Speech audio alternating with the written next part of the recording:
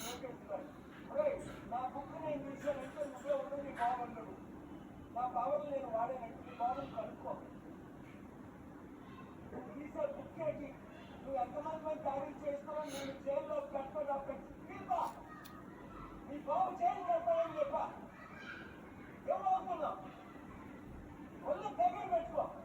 ఇంకొక వైసీపీ నాయకుడు ఏ రాజకీయ నాయకుడినైనా నువ్వు టచ్